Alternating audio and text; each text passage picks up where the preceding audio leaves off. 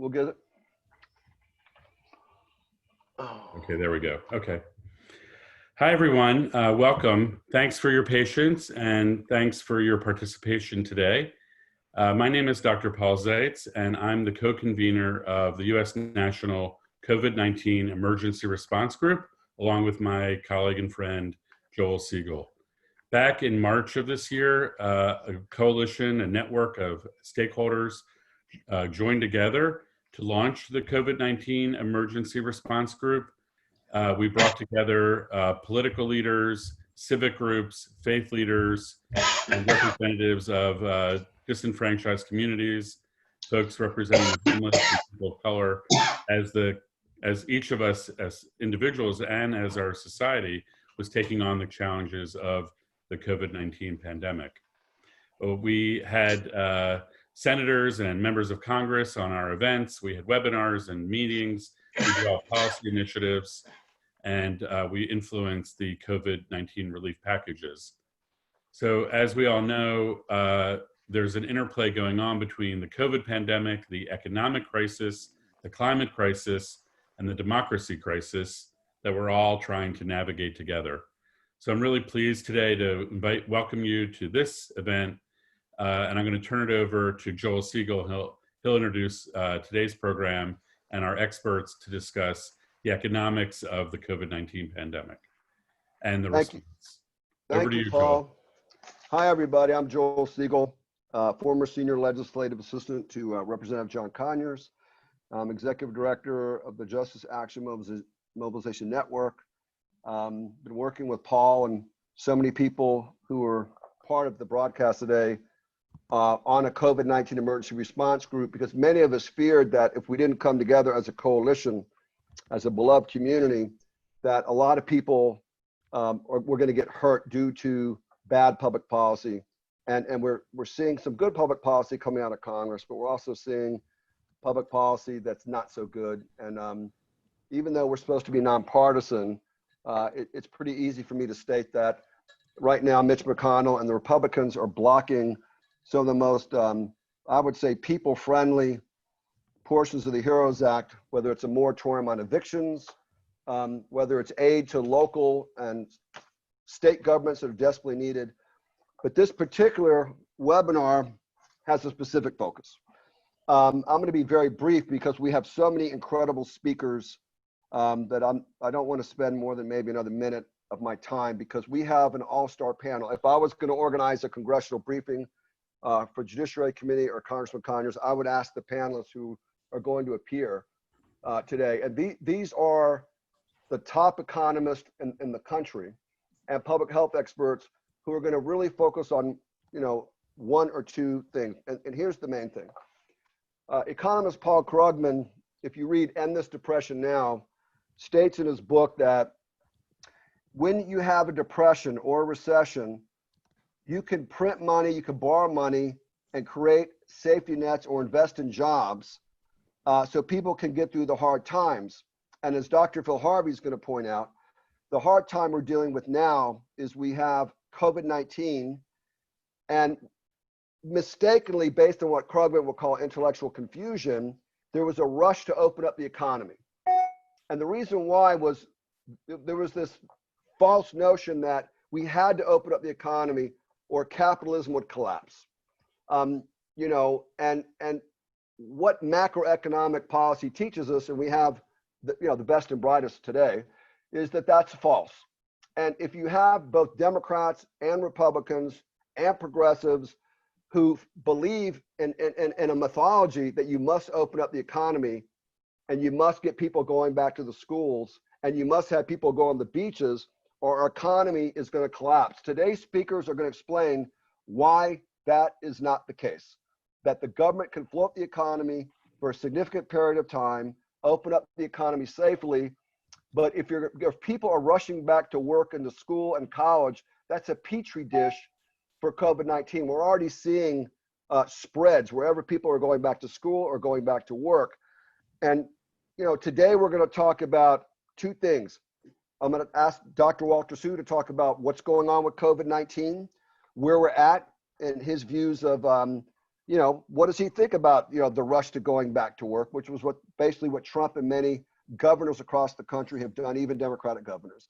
Then we're going to talk to our economists and law professors about their views on why we can have government spending to get us through this pandemic safely and create a safety net, whether it's housing, utility bills. We don't have to rush to open up the economy. We don't have to evict people. The free market ain't so free when it comes to people's life. And so anyway, that's what we're going to do today. I think this is probably one of the most exciting and important conversations that we have. So without further ado, I'm going to get started. So Dr. Walter Su is the former past president of the American Public Health Association. He's the former Philadelphia Health Commissioner. He's also one of the leaders of Universal Single Payer and helped draft the now heralded Medicare for All Single Payer, HR 676. So Dr. Su, given the current trajectory of the COVID-19 epidemic in the United States and the policy changes needed to bring it under control, in your view, where are we with COVID-19, and what is your perspective on people going back to work and people having to go to schools? What does that mean for our country? What does it mean for the spread? What does it mean for the people? Well, thank you, Joel, for the invitation and for that question. Let me start by saying that I see the world through a public health lens, which is in opposition perhaps to some of the people in our country. And my first priority is to protect and the safety of the American people. So we already know that we have over 5 million cases of COVID-19. We have over 160,000, 170,000 deaths, maybe closer to 200,000 from the numbers that are uncounted. And COVID-19, which was unheard of back in December of last year, is already the third leading killer in America. So we have a great fear, rightfully, of what this virus can do to people. And we know that it doesn't discriminate based on race, sex, age. Everyone is potentially susceptible to getting the complications of COVID. It is true that some people are more vulnerable, and we have seen disproportionate number of people of Black and brown communities who've been impacted by COVID. We see that it disproportionately affects those who we consider essential workers. It's disproportionately affecting people who basically ignore some of the basic public health precautions, social distancing, wearing masks and washing hands. So we need to find some type of solution that tries to figure out how we balance this very deadly virus and our economy, which is probably the discussion of our panel today. From my perspective, this economy cannot come back together until we control the virus. It's pretty simple. And two recent editorials, most notably the one in the New York Times on August 7th by Mike Osterholm and Neil Kashkari. Mike Osterholm is a infectious disease doctor at the University of Minnesota. Neil Kashkari was the president of the Federal Reserve Board in Minneapolis. And both of them essentially say that we need to re-lock down the country if we want to try to control this virus again. And that if we do this for, let's say, 6 to 8 weeks, we have enough reserves from the Federal Reserve to float the economy, and so that we can drive down the numbers way down to the numbers less than 1 per 100,000 cases, 1 case per 100,000 people. That around there, we feel is a level that we can actually use contact tracing and so on to control those who might be infected. But there is another aspect of public health that we have discovered in just a short period of time, and that is that people have never really respected public health, I think, in our country. It's sort of been the stepsister or ugly child of local government, and everybody is happy to take away money from public health departments and give it to police and fire, and not to support what is turning out to be the most important thing that a nation probably could do, is to support public health. And if we did that, I think, and had more of the respect that we need, we wouldn't have like 30 public health officials across the country quitting their jobs because they have been outside, having people sending them death threats for enforcing mask requirements and things like that. And we wouldn't have, death threats against Dr. Anthony Fauci, who is our leading infectious disease doctor, and having Secret Service protecting his family. I mean, that's the state that we are, unfortunately, in this country. China would never tolerate something like that. I'm not to say that we want to go to a country like China, but other countries, Italy, Australia, which is now having a resurgence, they have really put down the hammer and said, you need to listen to these guys and you need to follow these public health instructions. And we haven't got to that point in this country yet. And that's what makes it very, very difficult. So I could go on because we have a lot of other good speakers. So that's my perspective, is that we need to think about having another lockdown, maybe targeted in a way that allows us to drive the numbers down to 1 case per 100,000. Thank you, Dr. Walter Su. And this is now the segue to our panel. So what I heard you say, Dr. Su, is it is not safe right now to open up the economy and do business as usual because we are in the middle of a pandemic. And you're saying if we're going to open up the economy, we must do it safely. Is that correct? That's correct. All right. I can't do the lawyer thing anymore, so I can just do it here with you. All right. Actually, Dr. Phil Harvey can, because he actually is an attorney in real life. I play one on television. All right. So let's go ahead then with these are, like I said, these are expert economists on macroeconomic policy, Keynesian economics. I wish that some of these economists could appear on MSNBC and CNN so they could explain to Democrats, Republicans, governors, local and state officials that we're not going to go bankrupt and experience Hooverville like the Great Depression unless we open up the economy. That is a mythology. That's what we're going to explore. So our first expert, economist and attorney, is Dr. Philip Harvey. Is a professor of law and economics at Rutgers Law School and counsel to the board of the National Jobs for All Network. By the way, he has an extensive resume. He served as an informal advisor to Representative John Conyers regarding the design and drafting of HR 1000, the Humphrey Hawkins 21st Century Full Employment and Training Act, also known as the Jobs for All Act, and has continued in that role with Representative Frederica Wilson, who assumed the sponsorship of the bill following Mr. Conyers' resignation from Congress. I will say that it was about 10 years before going to law school, he pursued his interest in economic and social human rights. And he is considered, one of the nation's experts on macroeconomic policy. He's also one of my best friends, and he has a very cool goatee. Really, you got a great goatee. All right, so Dr. Phil, not Doctor, I won't call you Dr. Phil. That's a bad joke. What I'm going to do is I'm going to start with you, and I'm going to ask you a series of questions, and then I'm going to go to the other panelists. Is that okay? Okay, Joel. All right. Why is bringing the COVID-19 epidemic under control, why is that essential for a successful reopening of the economy?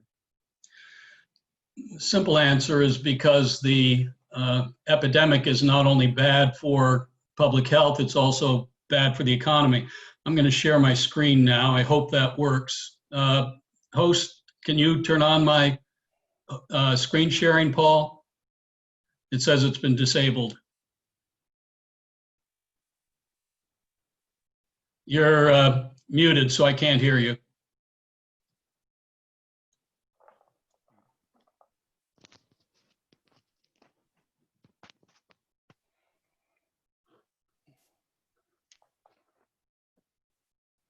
You're still muted. You should be able to share it now. Okay, let me try.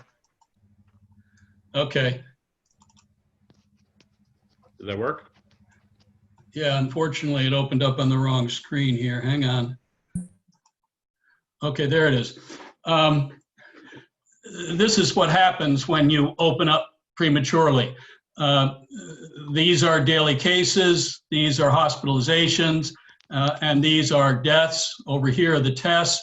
At the beginning of April, we started the national shutdown. I've got another slide. I'm not going to risk trying to bring it up, showing the way in which different states in early April did order people to stay at home. And principally because of that, the number of cases declined, the number of hospitalizations declined, the number of deaths declined. That shutdown lasted about 2 months. In the beginning of June, the gates were opened and governors started reopening their economies, and immediately the cases shot up and the hospitalizations shot up, and a little bit later people started dying and those shot up. And so we're in the position now that we've lost all of the gains that we achieved, both in terms of public health and in keeping the economy afloat during that 2-month period, to a resurgence of the pandemic. Governors started responding in the end of June, reimposing restrictions of various types, but the cases and the deaths continued to grow through July.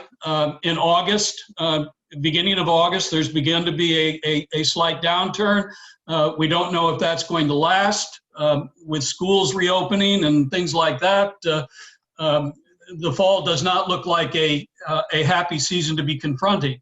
Now, the economic effects of all this are what I want to sort of focus on and explain why this is, this pattern is so counterproductive of the goal of economic recovery.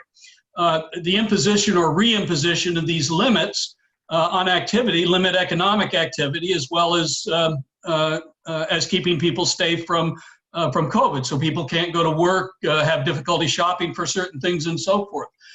People are fearful of engaging in economic activity, even if they're permitted to do so.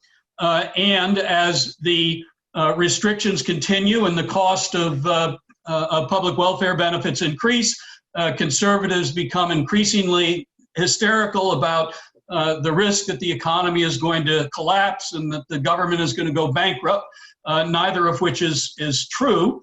But the bottom line of all of this is it's going to deepen and lengthen the recession. Now, the thing to understand about recessions is that they develop in 2 stages. The first stage is triggered by some event, and the oil embargo in 1973, following the election of Ronald Reagan, the decision to essentially stop the process of economic growth in order to end inflation, the financial crisis in 2008, or the pandemic.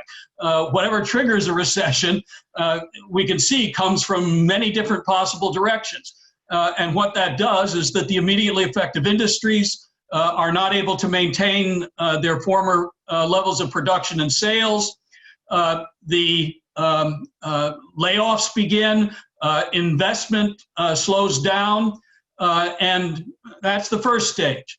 What happens then, though, is that the reduction in employment and the reduction in investment causes the economic contraction to spread through the economy. You've heard about the multiplier effect, perhaps, that causes government spending to increase total economic activity by more than the amount of the spending. Well, that also works in reverse. And as employees lose their jobs, spend less, consumption goes down, business investment goes down further, and the recession spreads throughout the economy. And that's the most dangerous part of it. The economy at that point, the recession at that point is no longer being caused by whatever started it. It's being caused by a self-perpetuating downward spiral of job losses and reductions in investment, leading to further job losses and further reductions in investment until the economy bottoms out for some reason. Now, that downward spiral also creates an opportunity for governments to step in and stop the downward spiral. And their basic task is to restore the level of consumption. And by restoring the level of consumption, hopefully restoring the level of investment to what it was prior to the recession. The best way to do that in an ordinary recession would be to use a guaranteed job program that would provide unemployed workers with immediate reemployment at wages comparable to those that they were paid before they were laid off. But if you don't have a job guarantee program, as we don't, or if the public health emergency makes it difficult for such a program to operate, if you have one, then the alternative is to use social welfare benefits to restore the purchasing power of people who have lost their jobs. And that's the strategy that was pursued by Congress in March in passing 3, and then in April another smaller bill to increase spending to provide assistance both to unemployed workers, families in general, and the business community. In the next piece of our discussion, talk about how that spending wasn't as nearly as large as it appeared to be. Not as much money was spent as we thought, but the result was nonetheless beneficial. And if we had continued that, let me see if I can get back to.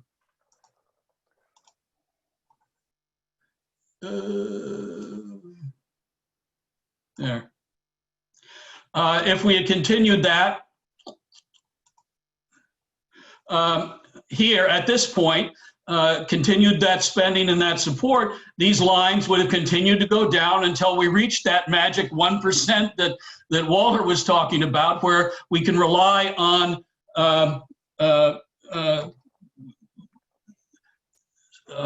easier measures of control, contact tracing, to defeat the virus. Now, the one last thing I'd like to say is that that doesn't mean that you control the virus completely and stop everything until then.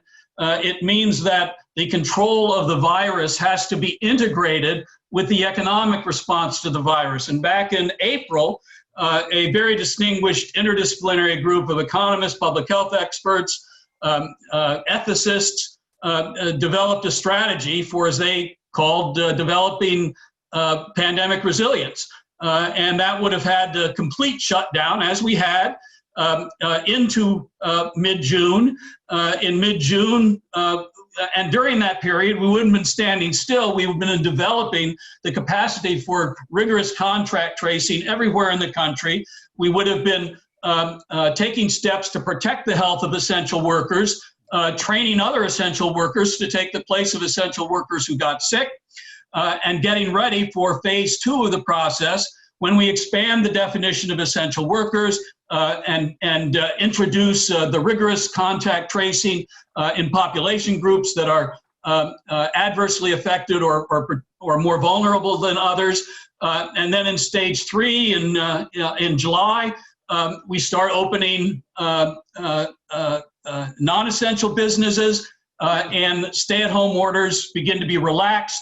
And in the 4th phase, they expected in August. By this time, going back to the first set of charts, we've had another 2 months to bring the transmission rate down to the level we need. Then the economy can begin to open up with a more targeted but still rigorous response in the form of testing and contact tracing.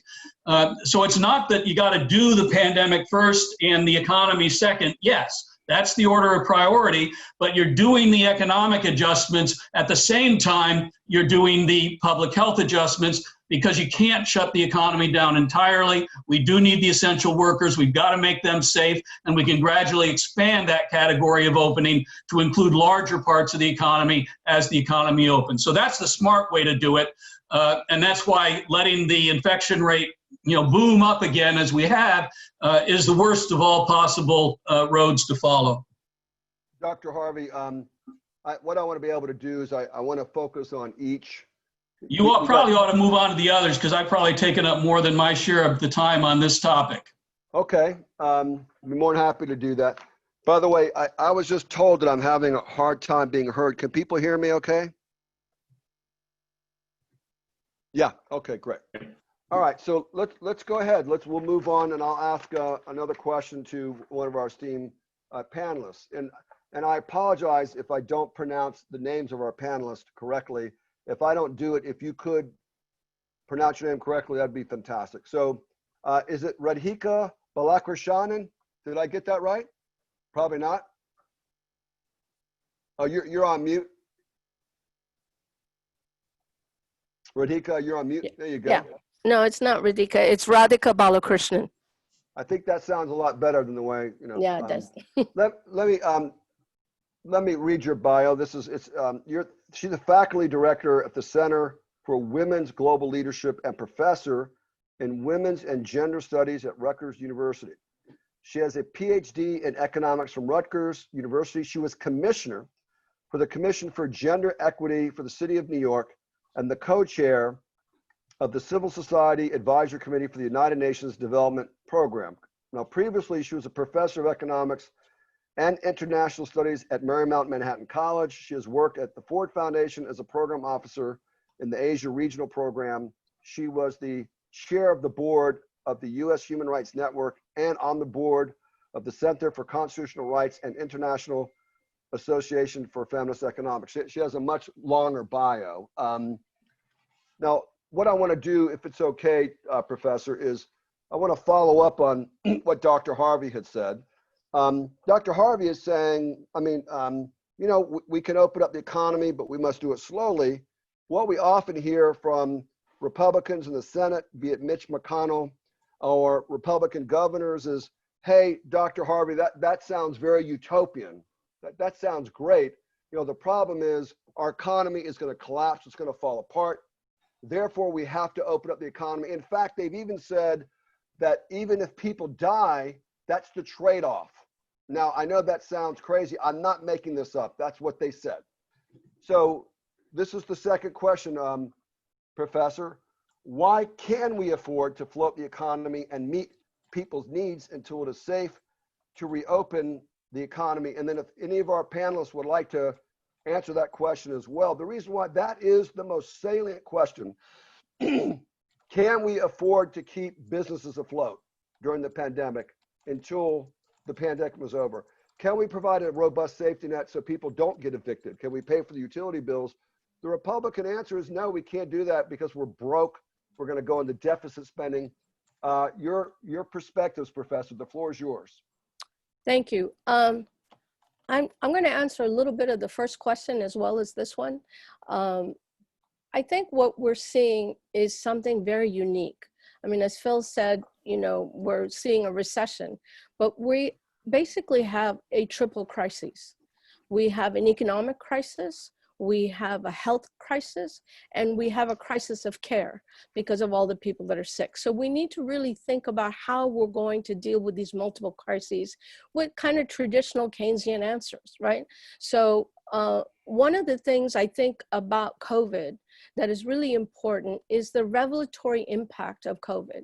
What it has done is has shown us that the normal was all bad to start with. So going back to the economy is not something that I think we need to really rethink what going back to an economy is. I live in New York City. I live near Mount Sinai. And I have to say, during the height of COVID, I saw the impact of COVID in terms of what was happening to people on the ground. And maintaining the kind of healthcare measures that need to be done isn't going to necessarily have the kind of impact of jumpstarting the economy and we'll all be back. I'll give you an example. You know, on the first of every month, I'd go to the store. I live up in Harlem, and I'd go to the grocery store, and there's a huge line of people on the first of the month. And why is there that line on the first of the month? It's when welfare checks get renewed. The people's cards get renewed. What it showed were who were those people who were standing in line. And the COVID crisis showed us who those people were. So I think we need to look at what it has revealed to us in terms of the existing inequalities in our country, in terms of race, in terms of gender, in terms of income inequality. And then, Joel, I'll answer your question in terms of how we're going to fund it. Nobody talked about where you're going to fund it when they gave tax breaks to all the corporations.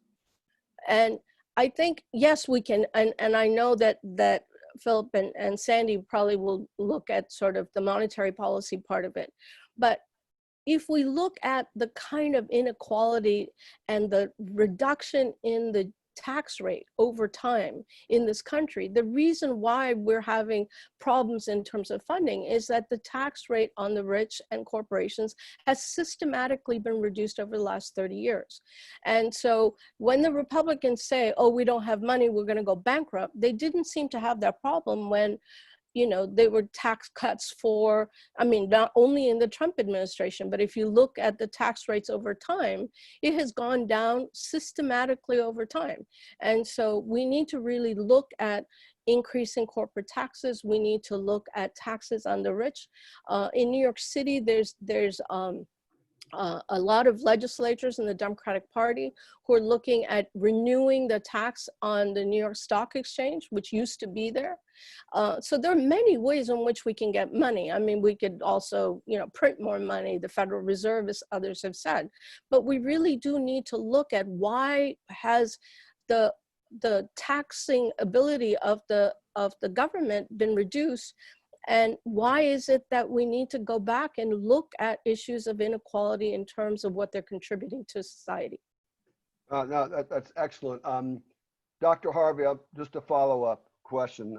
You've said in the past that we can float the economy for quite some time simply by borrowing monies. The question is, can you elaborate on that? And then how much can we borrow, and what length of time can we keep borrowing to keep the economy afloat until we can safely get back to work? Then I'm going to go to Dr. Darity. I'm going to share the screen again, if I may.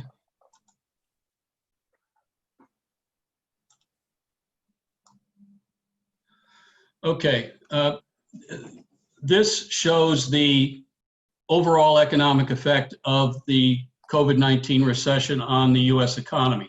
Are you seeing the screen? No, it's not coming up. Hang on.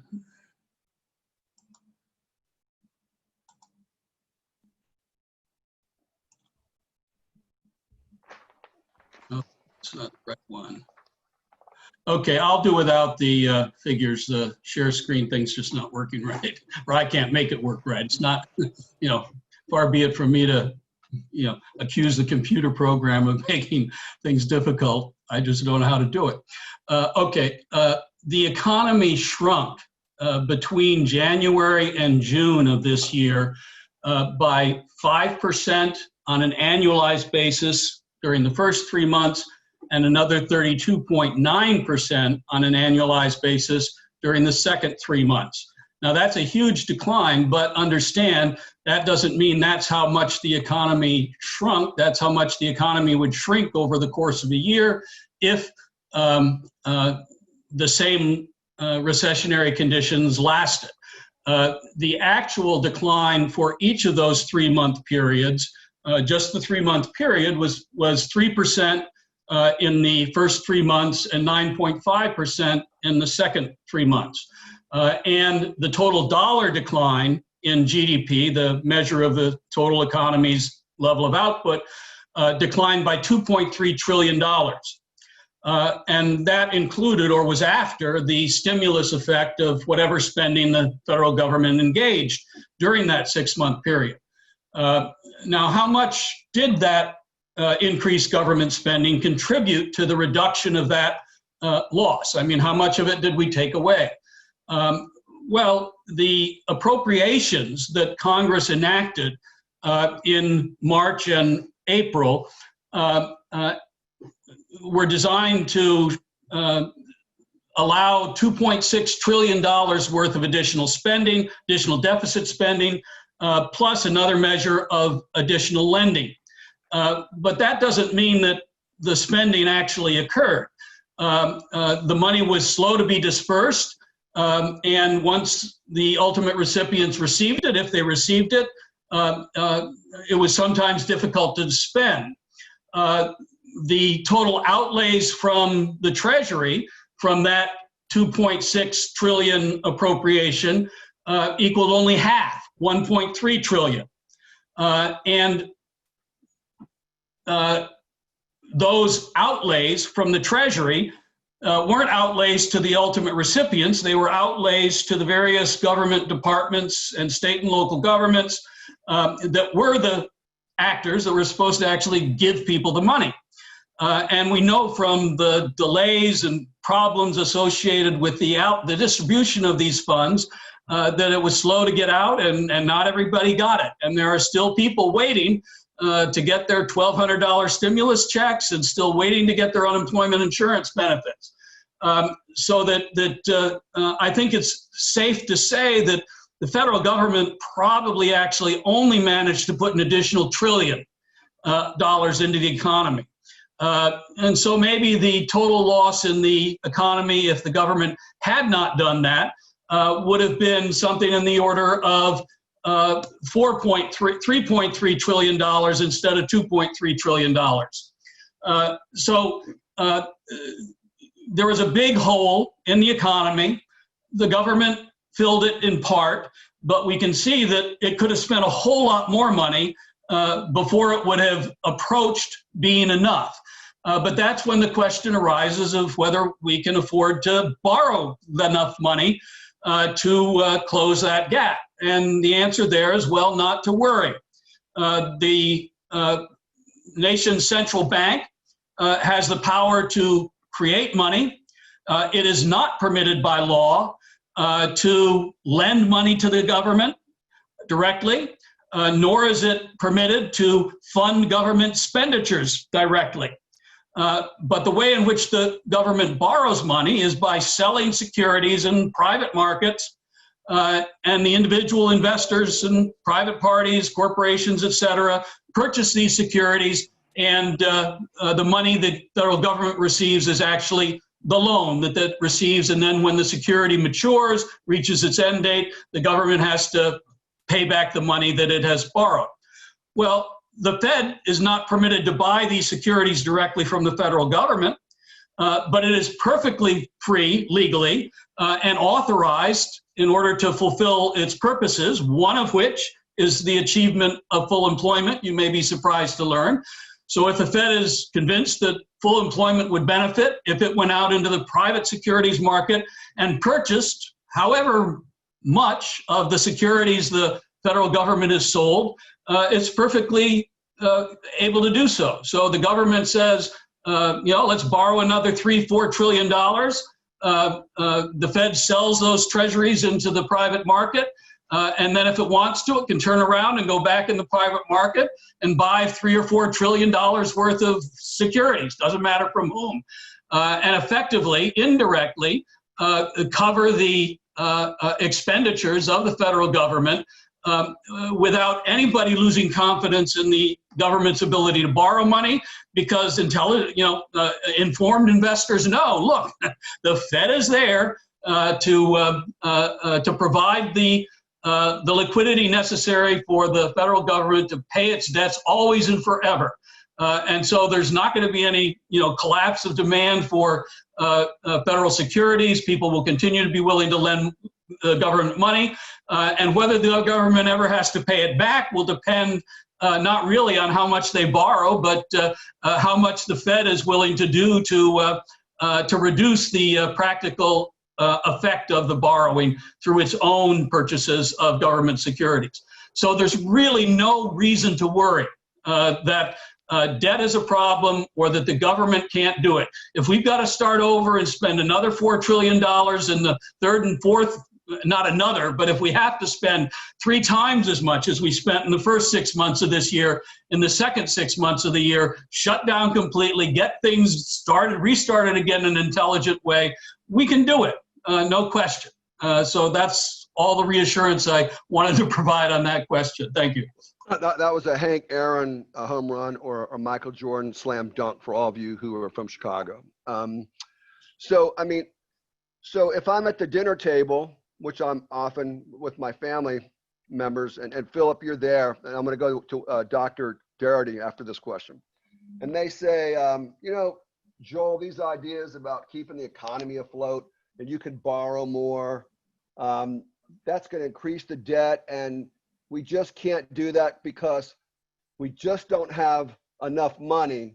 And my response is, you can't be the wealthiest country in the world and then the poorest country in the world at the same time. You know, Bernie Sanders in his book, Our Revolution, is saying we're worth $88 trillion.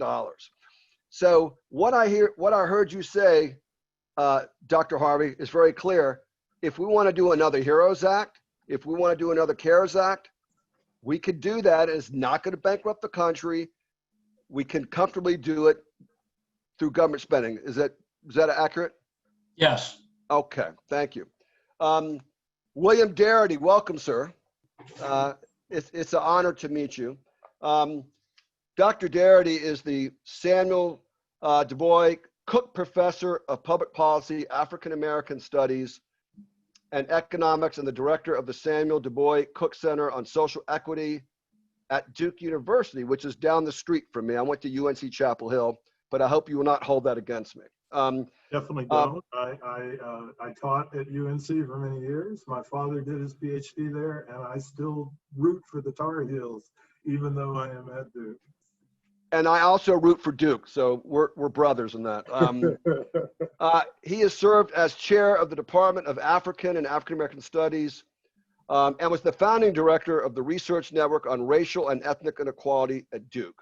Previously, he served as director of the Institute of African American Research, director of the Moore Undergraduate Research Apprenticeship Program, director of the Undergraduate Honors Program in Economics, and director of Graduate Studies, at the University of Chapel Hill. So first of all, welcome to the call. So, you know, the questions, you know, why bringing the COVID-19 epidemic under control is essential for a successful reopening of the economy. Why, you know, can we afford to float the economy and meet people's needs until it's safe to reopen the economy?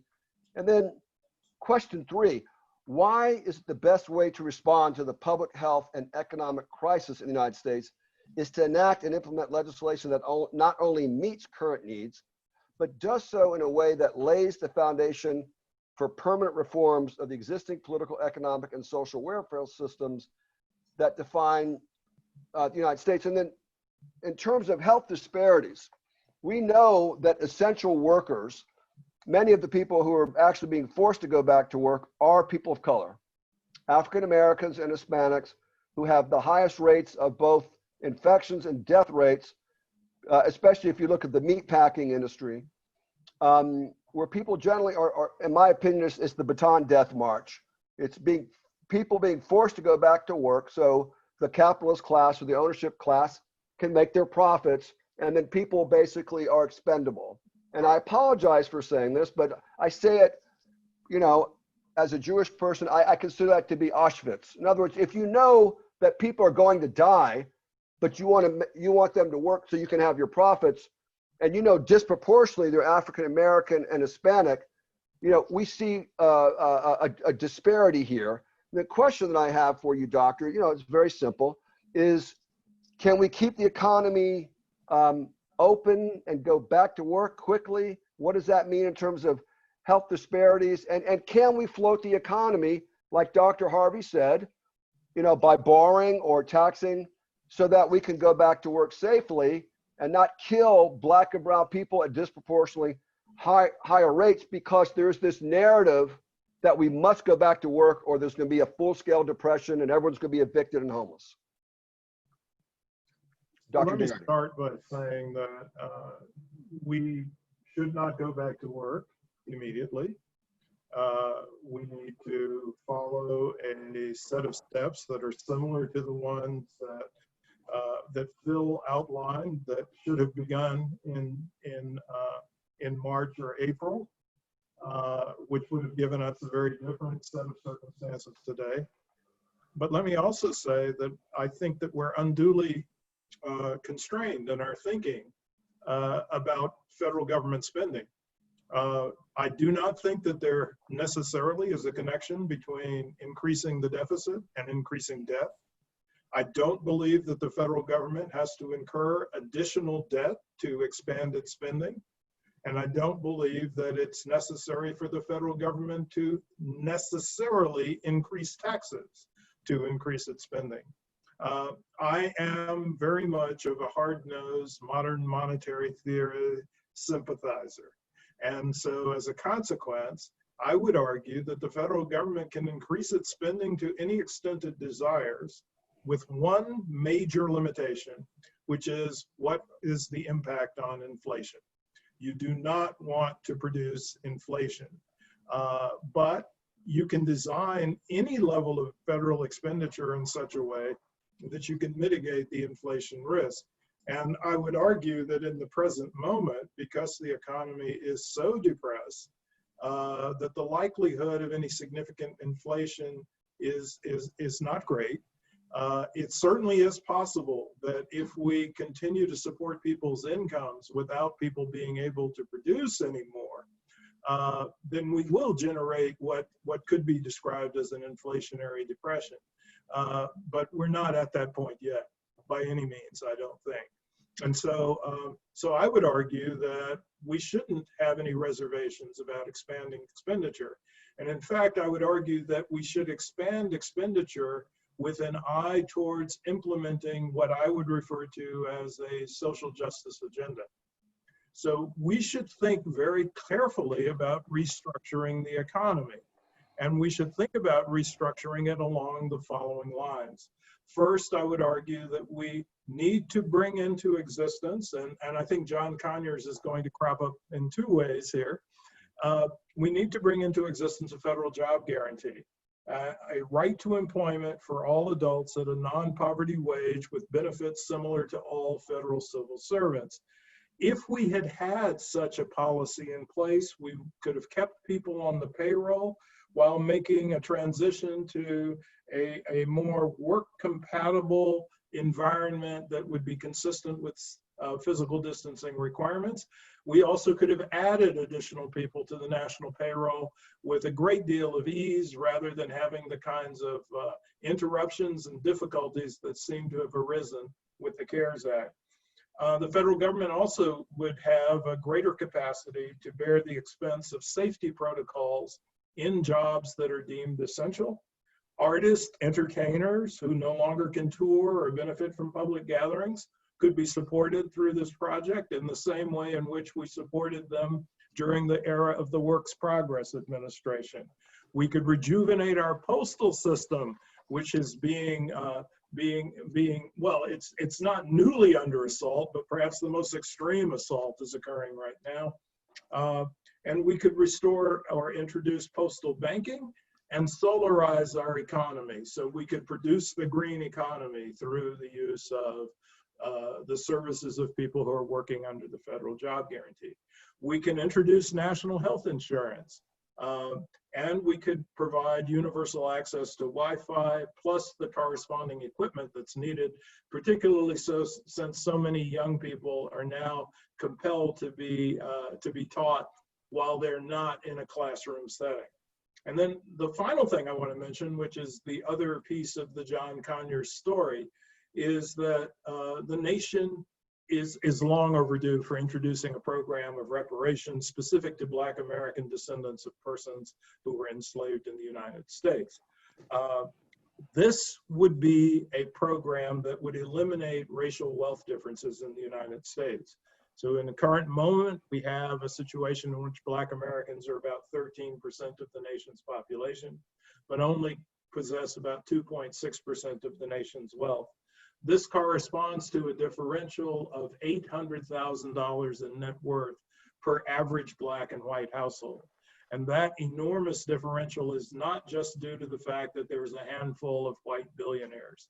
It is due to the fact that the distribution of wealth is so skewed by race that we have a situation in which 25% of white households have a net worth in excess of $1 million, while it's only 4% of Black households.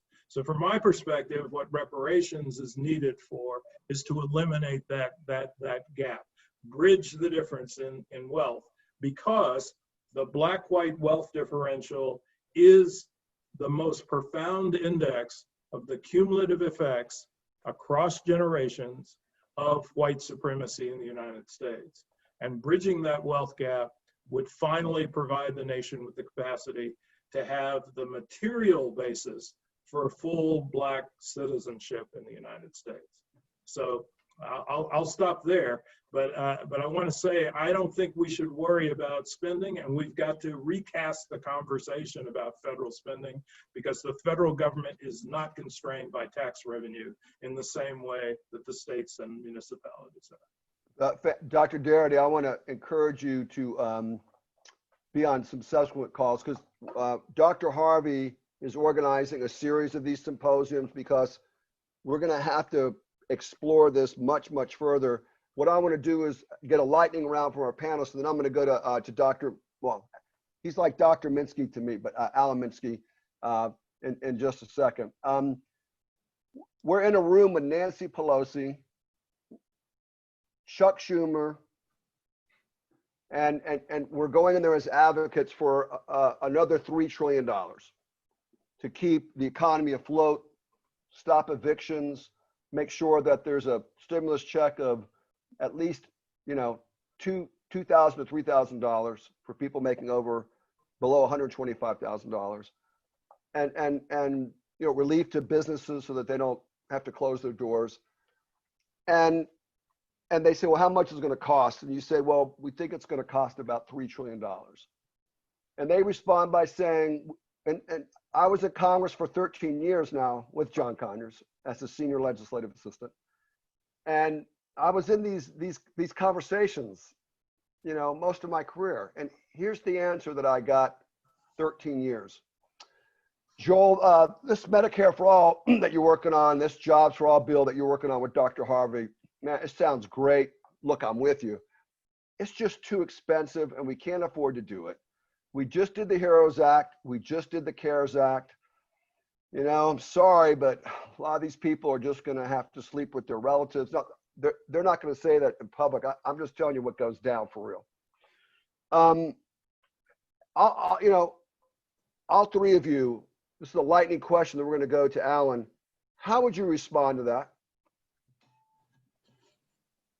Let's just go Phil, Radhika, and then Dr. Darity. Phil, how would you respond to that? We can't do anything. We've already done it. The truth is that they're not going to respond to, logical argument, because their position is not based on, logic. So I think that, what I'd actually say is I'd preface it by saying, look, we can afford it. That's not the issue. And then I'd try to launch into the fact that, they're killing people. They're allowing people to die in the street and walking past. That's not the American way. Okay. Yeah, Radhika. I would, Radhika, sorry. Oh, Radhika, I'm sorry. Yeah, no, it's just you're gonna learn Kamala, Radhika, these are all names you're gonna have to know. Radhika, like radical. Like Yeah, radical. exactly. Radhika. Thank you. I mean, there was such an assumption that the government, the social safety net role of the government was shrinking.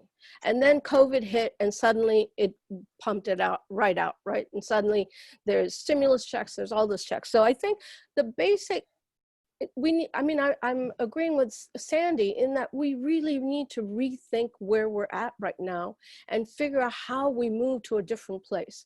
And I ask a very simple question, and maybe you can ask the Congress people this, is what's the economy for? Why do we participate in it, right? And are you going to say it's for profits? Well, it's not doing so well except for the small white elite that are benefiting from it. And the work I've been doing for the last many years is to look at the fulfillment of human rights as the purpose of the economy. What if we looked at fiscal policy, monetary policy, all kinds of economic policies based on a fulfillment of human rights? Well, if we looked at, and human rights is based on international law, so it's not that we're making it up. And I'm happy to send to you an activist guide on how to do this after our call, or if I figure out how to do it in chat, I can put it up there.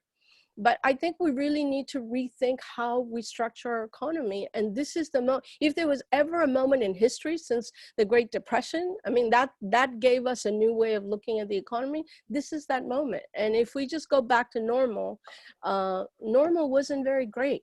So I think we really need to restructure and go to a new place and really think about investment in public health, as Dr. Soaps talked about. We need to talk about the care economy. You know, when people are sitting at home, I have neighbors with 3 little children. You know, staying at home is good for public health, but what are you going to do in terms of people who work and have children? What happens to the care economy there? I mean, there's so many infrastructure issues that we need to deal with that weren't there before the crisis, and now with the crisis they're really showing where our system is broken, and we need to rethink how we work on our economy. I mean, if you look at, and one last thing I'll say, since this is the last minute, is we also need to look at regulation. It's not just, you know, if you look at the wealth inequality, what you see is huge changes in financial regulation and the role of finance in our economy. And we really need to go back and think about, you know, when Bill Clinton was president and Citibank became Citicorp, something really happened in terms of increasing the inequality. So we need to really also look at how we look at regulation and how do we regulate the economy so that the purpose of the economy is to fulfill the rights of the people who live in it. And Radhika, I believe I got it right that time. You did. I would like to remind everybody before I go to Dr. Darity, then go to Alan. We always find money to fund wars, right? Yeah. Right? The illegal war in Iraq, boy, we found the money to fund that. No one said, oh, that's going to create a deficit. Medicare Part D for prescription drugs, which is unfunded. We found the money for that. Yeah. We always find the money to bail out the banks. But when it's time to bail out Main Street, the Republicans say, oh, it's going to create a deficit and all of a sudden we're out of money. But they're never out of money when it's going to benefit their donors. I'm just saying. Dr. Darity, how would you respond to elected officials who say we can't do the safety net programs and keep, you know, small businesses open? We're just out of money. How do you respond to that? Vote them out. Okay, until that happens, you know, because a lot of people who are on this call, I try to keep these calls real. These are the conversations they are having with people at the dinner table when they're trying to talk to their member of Congress. And this is what I hear all the time. We've got members of Congress and governors and Democrats. They are intellectually confused. This is very dangerous when you're basing your policy on intellectual confusion because you've never studied Alan Minsky's father. You've never studied macroeconomic policy. You've never read anything by Krugman. But don't you find this kind of dangerous when policies are being created by people who are totally misinformed? Oh yeah, no, absolutely. But you know, it's not misinformation per se that shapes their position. It's whose interests they're representing. Right. Exactly. And to the extent that they can continue to be in office, I don't think there's much you can do. I think you have to change who is in office. And one final comment I'd like to make is that you made some intimations that the present situation does have some characteristics that are genocidal. And I think that that's correct, unfortunately. Yeah.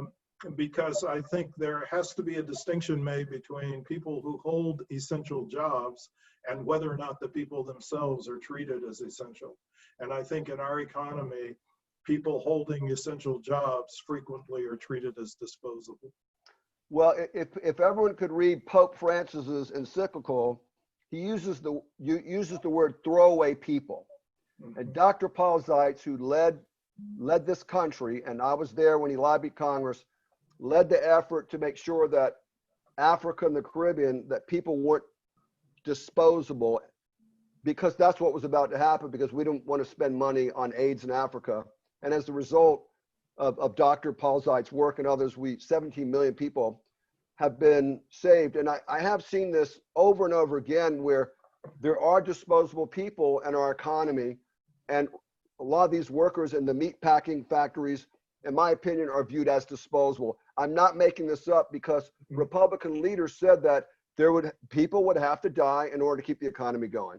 So first of all, round of applause to all of you. We have 49 people in the chat. You guys are so phenomenal, by the way. We've got 16 questions, and we're going to get to all of them. But let's get about 7 minutes to Alan Minsky, Progressive Director. Phil, there's something that you wanted to say? No, I just said, don't forget Alan. Oh, he's coming next, yeah. I mean, hey, Joel, this is a phenomenal panel. And I really want to thank Walter, Philip, Radhika, and William, Professor Darity, for their presentations. It's incredible information that's being presented. And I think, though, what has been pointed out, especially in the last few minutes of the conversation, is that what we are dealing with is not a crisis of policy proposals or economic theory, but of the absence of a political movement to support and strong enough and powerful enough and winning political movement strong enough to have these policies be implemented, to have the kind of transformation of federal public policy in particular. And I'd point to federal policy because, of course, as Professor Darity led off with, the fact of the federal government's capacity to control its currency and how significant that is in terms of the amount of expenditure that can be generated through that process, which is central to the MMT theory. Okay, so I think we have two questions politically, which is a slightly longer arc and an absolutely immediate arc. Obviously, the absolutely immediate arc is sparked and motivated by the public health crisis that frames this broader conversation, the COVID-19 crisis. I want to go to the second one first, though, and I want to just, which is of course absurd, because the COVID-19 crisis cannot be, bracketed and forgotten about in any way, shape, or form. But one of the things we're faced with politically right now is, I think, something of a fallback position within the national political discourse now that Bernie Sanders is no longer a viable candidate. We're past the primary season. We've seen some tremendous victories by progressive Democrats who are very open to the type of public policy transformation that we're talking about. And we have Joe Biden as the nominee, Kamala Harris as the vice president, Donald Trump, Mike Pence, and so we're going through to an election. I think there is, first of all, in the halls of Congress, a constitutive difference between 1992, 2008, and 2020. There were great, of course, progressive Congress people like John Conyers, but he was, in terms of the general political framing of the time, marginalized within the party at the time. There is a public perception, even though in many respects, the numbers of committed progressive Congress people isn't that great, much greater than, Ted Kennedy, John Conyers, and the group of people that were there then. The sense of history and the sense of trajectory is now we'll have, if Harris and Biden win, and even if the Democrats control the Senate, we have a strong progressive movement in the country that is different than 1992 and different than 2008. So we do have a beachhead that exists among elected officials that are going to be receptive to the arguments that the group is making here.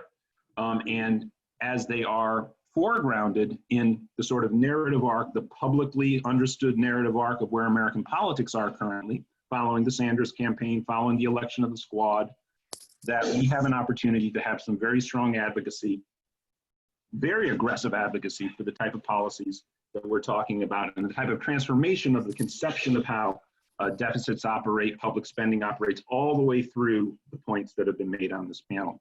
So we have that opportunity politically to build upon. Now, that's not going to happen if there isn't public movements to support that. Now, right now in the United States of America, even though this economic crisis has been massive, brought on by COVID-19, very understandably, The public demonstrations that we've seen haven't focused on macroeconomic or economic matters to a great degree.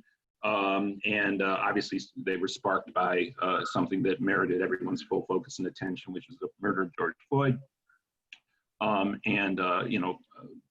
All that followed from that. And then we have the COVID-19 pandemic. But it is still only 9 years ago. Now, conspicuously after the Democrats were crushed in midterm elections, that we actually had a national movement that was at its fundamental core about macroeconomics spread like wildfire across the country, which was the Occupy movement. These subjects are not that far from being digestible by a general public and mass advocacy occurring in support of the kind of policies we're outlining. So those are my political thoughts moving forward, both in the context of after the election. I think it'd be very difficult to see that kind of movement crop up now because nobody possibly believes that Trump and McConnell would give us any of this, right? So it would follow from a Biden-Harris victory and then the possible, our group presenting this in as coherent and cogent a manner as possible, organizations like PDA and our partners who are very receptive to these positions to make sure that we push them out. I mean, there's so many different facets to the political moment right now. I do think that there is a significant portion of Americans who've been very vocal in their opposition to the Trump administration since the day of Trump's election and even before that, who will probably go home. I expect MSNBC's ratings will collapse once Donald Trump is no longer president. But we, as progressives, cannot, of course, sit back. And we have to seize the moment and bring these essential arguments, because they are essential to the very welfare of everyone in the society, and in particularly the communities that Professor Darity and others have focused upon in this dialogue. So the potential building, I just want to finish with one thought, which is that I do fear the next 4 months. And that's because of, again, the collapsing of the general public political discourse into a lot of simplicity and a fearfulness about ideas that run counter to maybe what Biden and Harris are putting forward. And I worry that that is going to make it more difficult for the immediate arguments that need to be made. So this is the second front, not the broader general macroeconomic arc, but the immediate crisis of COVID-19.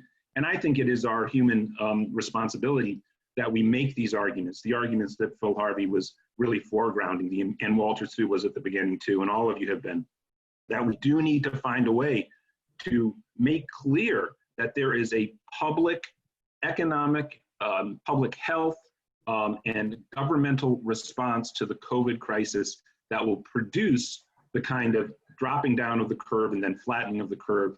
And even though I don't think politically, and this is tragic, and please people elsewhere, because I know my time is running out, take issue with me on my sort of tragic cynicism on this point, but I fear that the American political discourse is going to drop into a kind of horse race. There's not going to be a lot of space to press for the needed transformation of American public policy in the immediately necessary response to COVID-19. That doesn't mean that we don't make the case, because we have to. And I think it can really help us lay the table for the politics of the longer arc too, if we stick with what we need to say in terms of public policy advocacy for the next few months. Go ahead, Joel. No, this one last question, and let me tell you something. This is a very important session. I'd like to ask permission if we can go. Paul, we usually end at 2:30, correct? Yeah, that's when we're scheduled. I want to ask your permission, since this is one of the most important issues of our time, not just only COVID-19 in terms of infections and death rates, but how we're going to survive. So this can't be like your regular, webinar talking about single payer. This is a little bit more serious. So I'm going to ask for 15 more minutes, because I want to try to get to as many questions as we can. Alan, here's the question I have. Okay, in 2 weeks, we're going to have another webinar, and we're going to bring in people who are about to be evicted. Many of them are artists who cannot figure out a way to make a living in Los Angeles. I'm not going to give their name right now. That'll be next week. They're listening right now. These are the invisible people and there's what, 30 million people out of work? Is it about 30 million? Maybe. Okay. Now, our system has never had a European style social safety net like the French or the Germans, Norway, Sweden, where even if you lost your job, they paid for your rent and they would retrain you to go back in the economy. We certainly don't have universal health care like a Medicare for All program.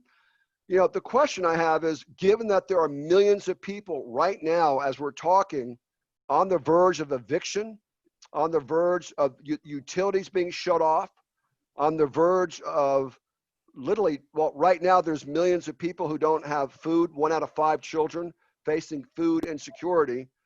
I don't see a robust progressive movement that's coordinated and united. And I'm urging that we rethink how we organize. That was something that Dr. Harvey had talked about. Yeah. We can't have 400 nonprofits and all these different organizations. They mean well, but having worked at Congress for 13 years, unless we have something like an AFL-CIO, like an emergency coalition, calling for an emergency safety net right now, I really, really am worried about what's going to happen to these millions of people who are going to be in the streets. By the way, evictions have already started in my city of Charlotte. They're processing the evictions. The governor of my state has not extended the moratorium on evictions. What are we going to do as progressives with Progressive Democrats of America to get, I think we're going to have a third bill that's a safety net. And if we don't get it, we're going to have to raise hell in the streets, be activists. How do we do that, Alan? Oh, well, I mean, I think there are two things here. First of all, somebody did write in the panel, I'm not going to say who they are, that, they're not voting for Joe and Kamala. They say they live in California. So, okay, that's not the biggest deal in terms of winning or losing. I think there is a constitutive difference between Kamala Harris and Joe Biden and Trump, Pence, and McConnell. And I do think that given exactly what Joel described, if Biden and Harris were in power, we would go directly to them, demand that they do something to do this. And I think we'd have reason to believe that we would get something out of them that would be a humane response that we wouldn't see from Trump and Pence. And so, I hope people can hear that they're open to hearing that. I think that's true. But clearly Biden and Harris in the course of their career are not the politicians who we would think would immediately embrace these positions. But I think as the crisis unfolds and as progressive movements grow strength and hopefully grow strength and push on them for the kind of changes that we're advocating for here, we will see them be responsive because a historic moment requires the kind of response that Joel is describing. Yeah, we're in a very difficult position in these next 4 months because, right off the bat, it seems there's a weariness with the campaign to want to embrace anything that sounds like deficit spending. I mean, other people probably have as acute a sense of hearing how they sound to them as to whether they're going to, shy away from that on the campaign trail. As you said, also, the people are invisible. I mean, we have this mass media that doesn't represent the tragedies that are unfolding in society. It was better in the 1970s, maybe in U.S. media, but it hasn't been much better since. And so how do we get that front and center? And of course we have to. And I think exactly where Philip Harvey started this panel with the charts shows that there needs to be an immediate emergency response to these issues. And right now it is wholly inadequate. And as you can see, of course, with the Senate going home until Labor Day, we now have an absolute crisis that's directly impacting people's lives. So of course, we'll advocate however we can. It's a tricky political environment to see positive movement forward on it, but we got to demand it. Alan, thank you all the panelists. What we're going to do now is we're going to have questions to the panelists, because these panelists are, like I said, they're some of the nation's experts on macroeconomic policy, and they're progressive. Paul, do you want me to read some of the questions from the chat, or did you want to spearhead this? Unfortunately, I got knocked off the call and lost my view of all the questions. So okay, I need someone else to take that on. Apologies. I got the questions. What I'll do is I'm gonna go over the question, and then I will ask the panelists to, panelists, you can raise your hand and I'll call on you. And thanks for everyone, by the way, for staying on. If we provide unemployment benefits, but there are no businesses open to spend on, we should see no inflation of consumer prices, even though there is inflation of money supply. However, what's to stop inflation of prices in essential services, say rent or healthcare? Anybody want to answer that question? Just raise your hand, panelists. Okay, Dr. Darity. I actually think that the fact that we have a COVID-19 generated crisis means that the traditional way in which we think about stimulus is not really going to be effective in this situation until we have a vaccine.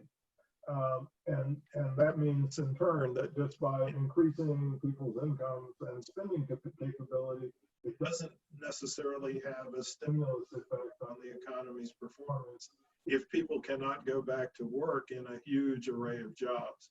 And so, so we will have a situation in which in multiple lines of production, there won't be any significant increase in the amounts of goods that are provided. And so it is possible to have what I talked about a few minutes ago as an inflationary depression. So we've got to find a way to avoid having that happen. And I think that that's something that is the point of caution about the additional expenditure.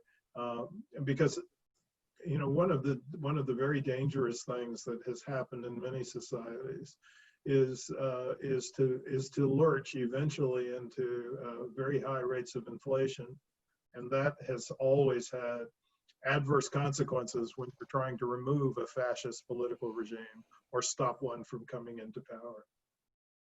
Thank you, Dr. Darity. Another question. By the way, a lot of excellent questions. I think Philip had a comment on that. Oh, you know what? I'm looking at the chat box. Go ahead, Philip. Yeah, I agree with Sandy, Professor Darity, but I want to make sure we realize that we're a long ways from having that problem. The inflation rate today is actually a point below where it was in February. So rather than prices rising, they're declining. So whatever supply chains can get screwed up by the virus, it's not causing prices to rise, except for isolated products, you know, like toilet paper and whatever, when there's a run on them. But yeah, in terms of the general strategy, what Professor Darity said is absolutely correct. Okay, this question will go to Radhika. Can we start a relief fund that pays rent, mortgages, utilities directly to the debt holder? I think this is an excellent question. And then I would like to ask all the panelists, and then I have there's a question for Dr. Su. Radhika. Yeah, I mean, I think, you know, I think Alan, someone talked about the Occupy movement. You know, one of the things that happened after they were crushed in terms of their public space is that they actually used a lot of their funds for debt relief for people who had medical expenses and student private debt relief. And so we already have a model where people have gone in and bought off private debt for people, and a lot of the people in the Occupy movement have been doing that. I think we can do that. I mean, the one other thing is that, you know, we keep talking about the impending crisis of homelessness. It's here already.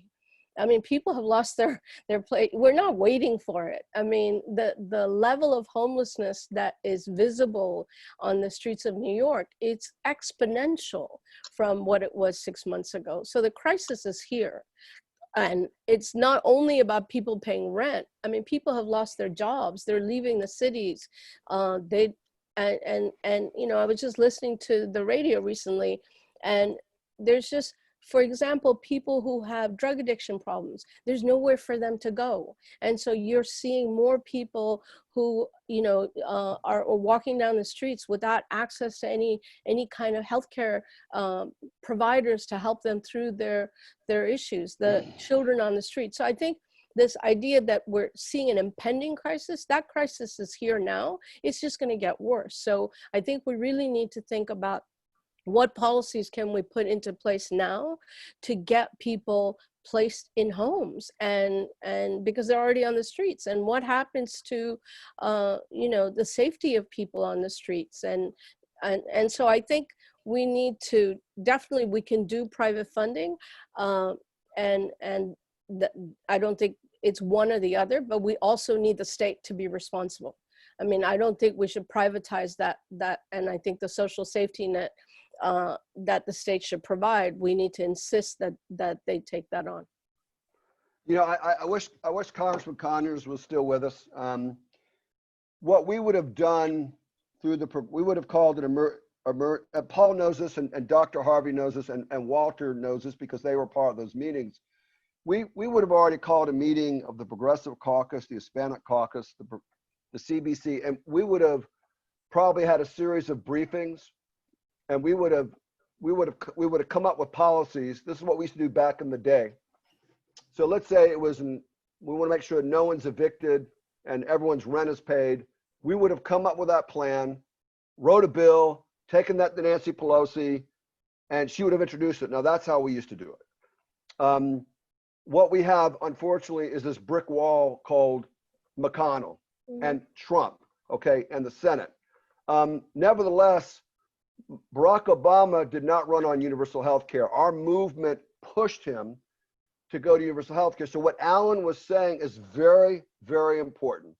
You cannot push against a brick wall called Trump and Pence and McConnell. However, I have seen this with my own eyes where people who may not be as progressive as we are, you can push them if you have a movement. And the best example is Martin Luther King and the Civil Rights Movement, where they got the 64 and 65 civil rights bills passed against a recalcitrant Lyndon Baines Johnson, who was worried about the Dixiecrats defecting. So I just want to say that what Alan said is unbelievably important.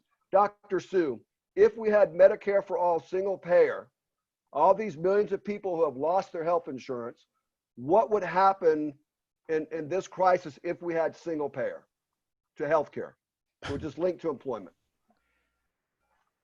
Well, right now, let's talk about obviously employer-based health insurance is an anachronism, and this pandemic proves it. I mean, when 30 million people lose their jobs, they also lose their health insurance at the very time they need it. So it's really an enormous tragedy.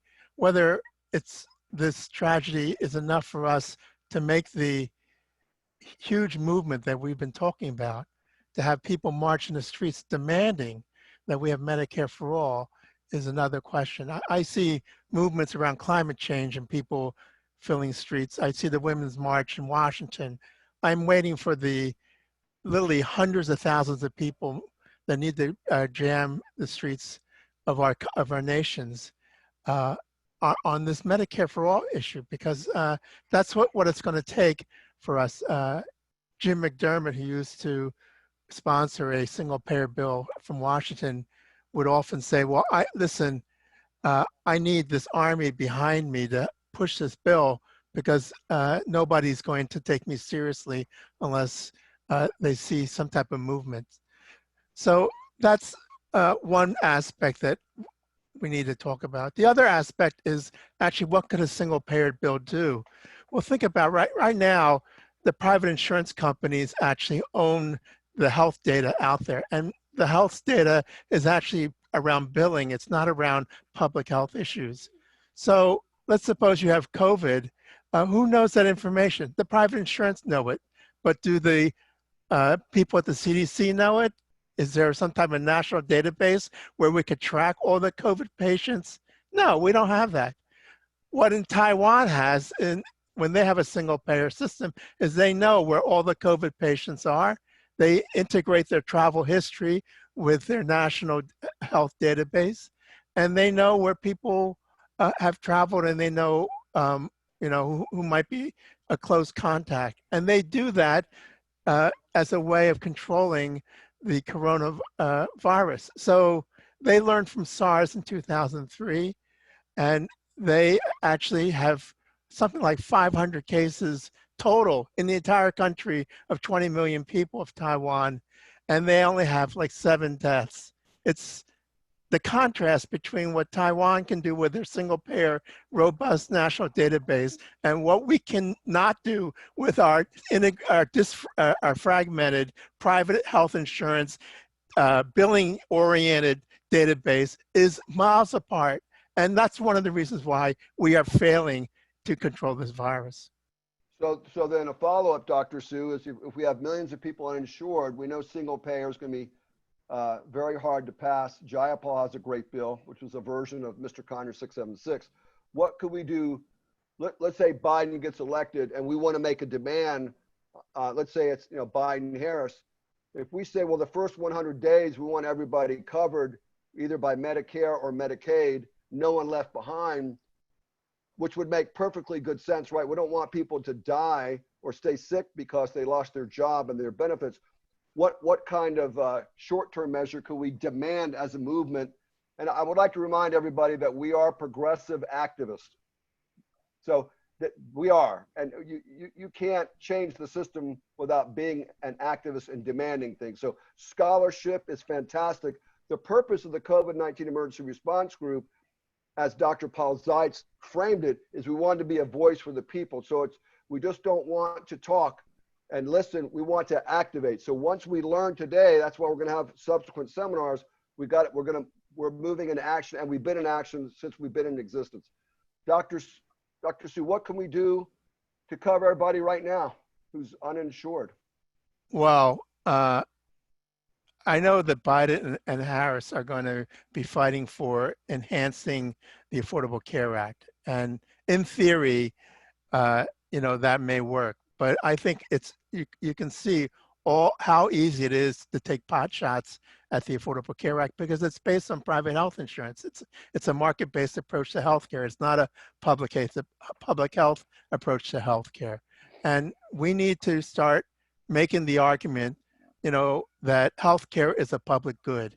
And when you start thinking about healthcare as a public good and you fund public goods, you fund your national defense with public goods, your wastewater treatment plants, your roads and bridges, and your school systems, we also need to think about healthcare as a public good, and it should be best funded through a government-funded program.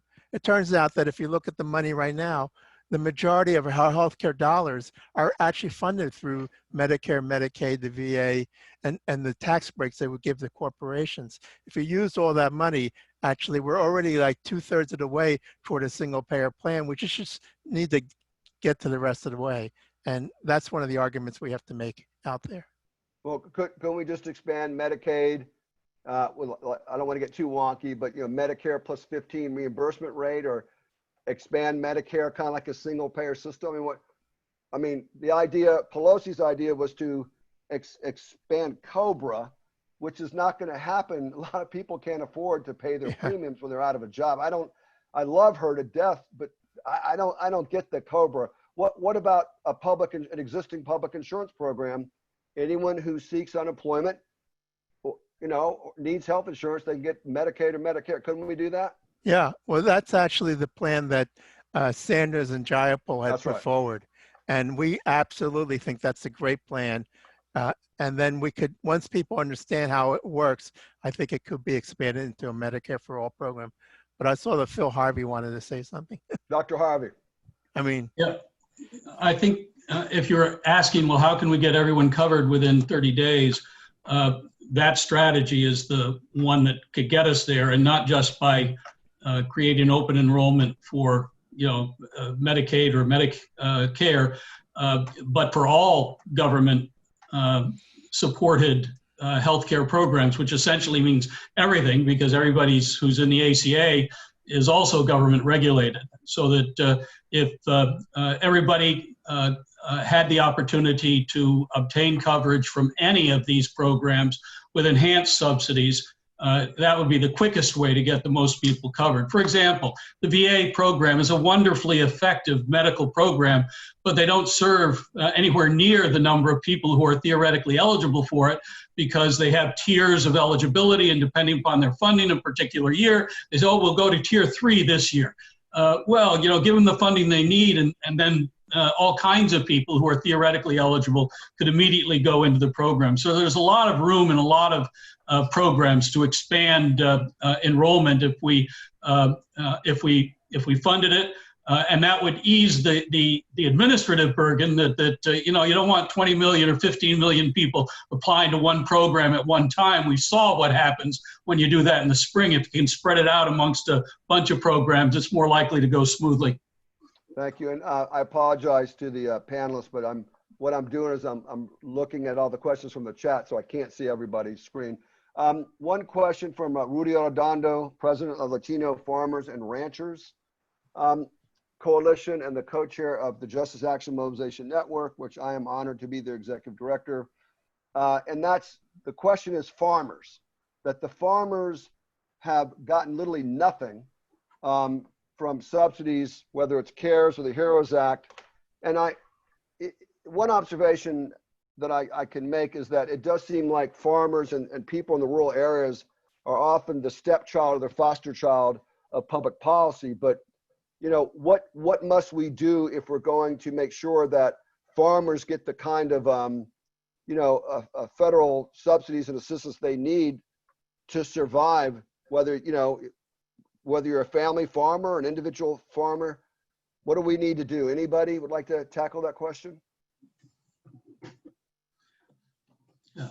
Dr. Harvey, and then. Well, no, let Radhika do it. She's got her hand up. Radhika?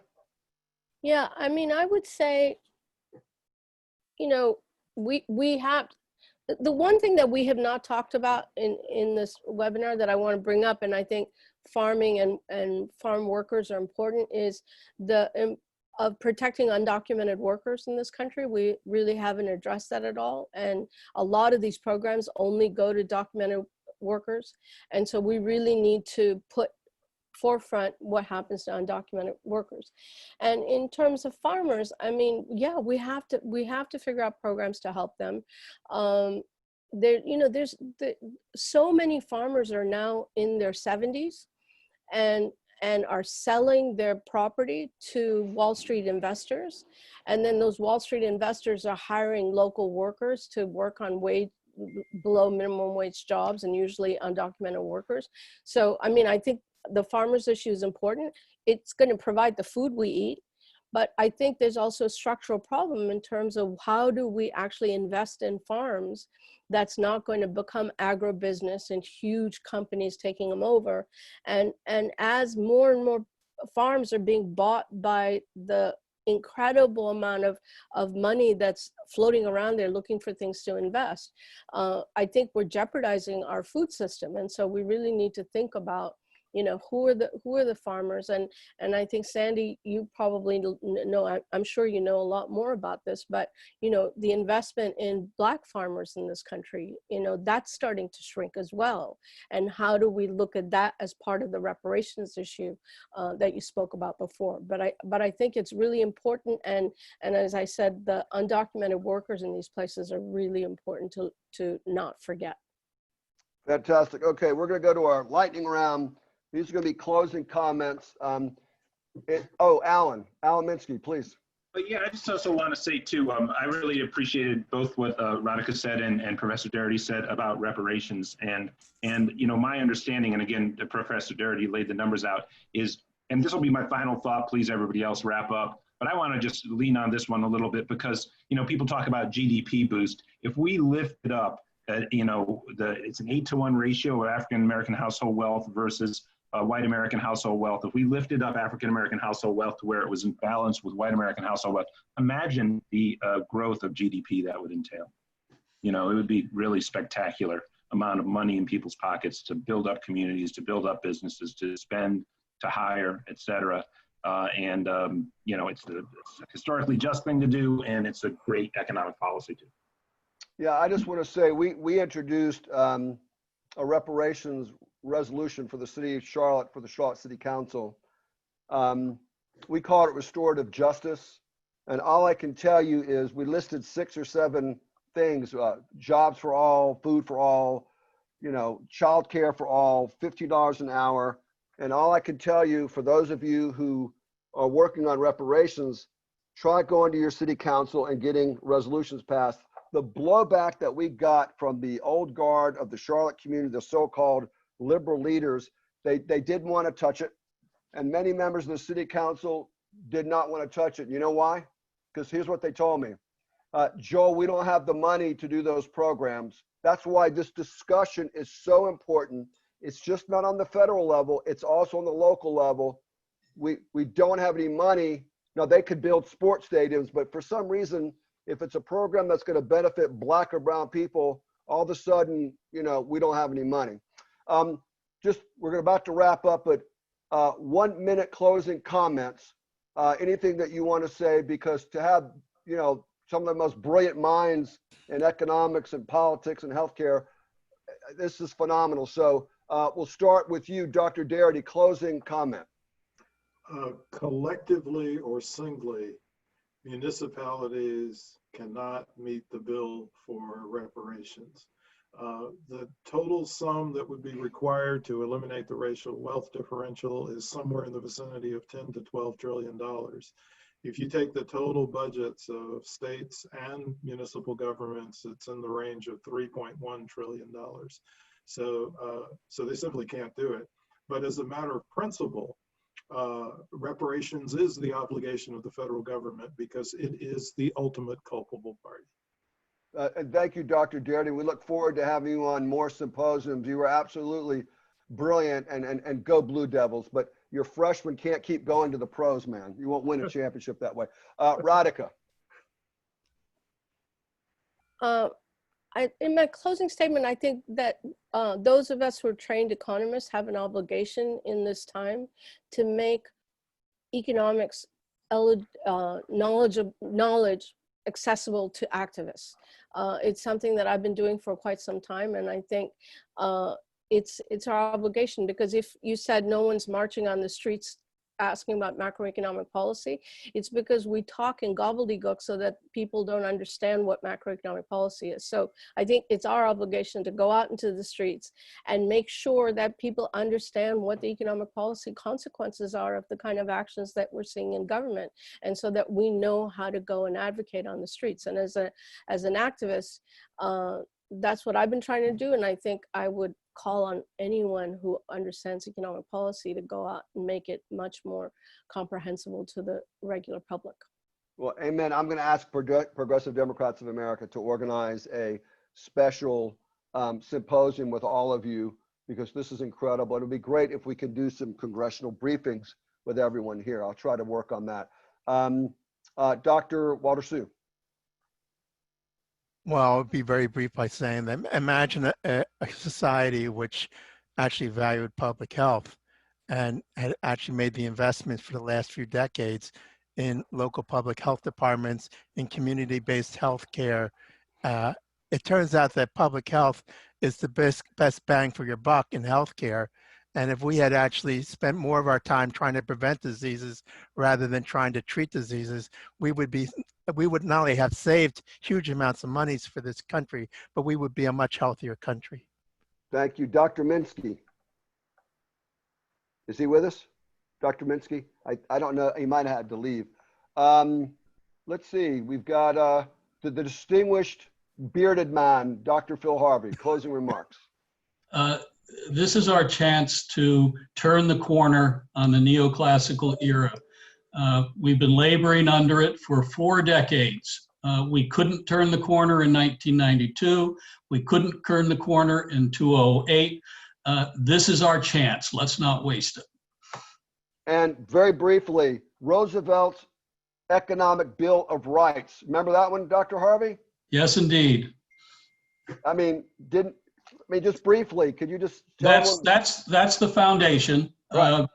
People don't realize that the development of international human rights to embrace economic and social entitlements was actually an American idea. It was New Deal progressives that laid the groundwork for that expansion of the conception of human rights. And Roosevelt was the key promoter of that change. There were lots of shortcomings in the New Deal, but that wasn't one of them. And in his last State of the Union address, he noted that, of all the entitlements in his famous Economic Bill of Rights, the one that is most fundamental was the right to work, because if people have good jobs, it makes it easier to achieve all of the other rights in his list. And I think that the lesson there is not that that's necessarily where people should work, but that we need to think about how success in one area contributes to success in another. We're trying to build a new system, and I think that guides like his Economic Bill of Rights and the Universal Declaration of Human Rights tells us what the building blocks are. Thank you. A special thank you to all of our panelists. We're going to, like I said, we're going to continue the symposiums. Dr. Paul Zeitz, from my heart and everybody that's been participating in these symposiums, we cannot do this without your hard work, which has literally been gratis. Why don't you close us out? Thanks, everyone. What an informative and educational and inspiring session. We have our work cut out for us, but as everyone said, we're living in this historical moment of possibility. And I think we have to join forces, as Joel and Alan and others have said, in a movement to really bring forward this progressive agenda. So we look forward to making that happen together. Have a great weekend, and we'll be back later in the year for further discussions. Thank you, panelists. Thank you, everybody. We had everyone stay with us, so I've never seen that before. Have a great day, everybody. Thank you. Thank you.